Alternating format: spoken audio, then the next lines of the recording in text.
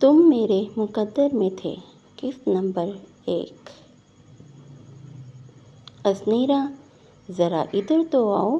امی کی آواز پورے ذہن میں گونجی تو اسنیرا نے ہاتھ میں پکڑی کتاب بند کی اور مسکراتے ہوئے اندر آ گئی۔ جی امی، مہمان آئے ہیں، ذرا چائے لے آؤ۔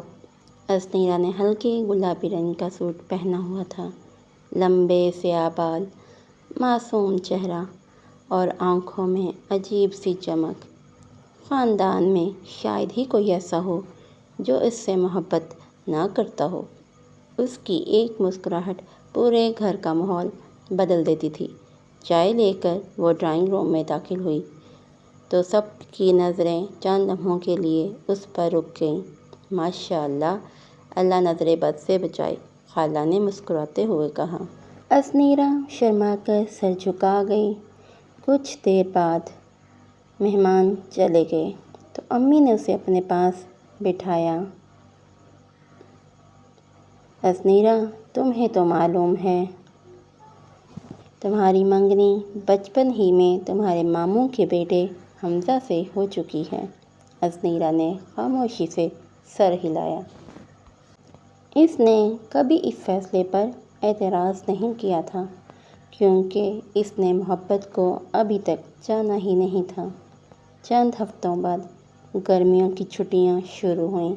تایا جان کا فون آیا، بھائی اسنیرا کو کچھ دن لاہور بھیج دو، بچے بھی اسے بہت یاد کر رہے ہیں۔ امی نے اجازت دے دی۔ اسنیرا خوشی خوشی لاہور روانہ ہو گئی۔ لاہور کا وہ بھرا سا گھر، ہنستے کھیلتے کزنز، رات کے تک گپیں، سب کچھ اسے بہت اچھا لگا، لیکن اسے کیا معلوم تھا کہ یہی سفر اس کی پوری زندگی بدل دے گا۔ شام کا وقت تھا۔ اسنیرا چھت پر کھڑی ٹھنڈی ہوا سے لطف اندوز ہو رہی تھی کہ اچانک پیچھے سے ایک آواز آئی، محترمہ، اگر ہوا ختم ہو جائے تو تھوڑی ہمیں بھی دے دیجیے گا۔ اسنیرا چونک کر پلٹی۔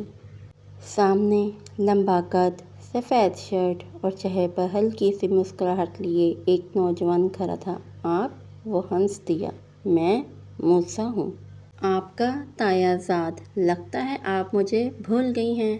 اسنیرا نے شرمندگی سے نظریں جھکا لیں۔ معاف کیجیے، میں نے پہچانا نہیں۔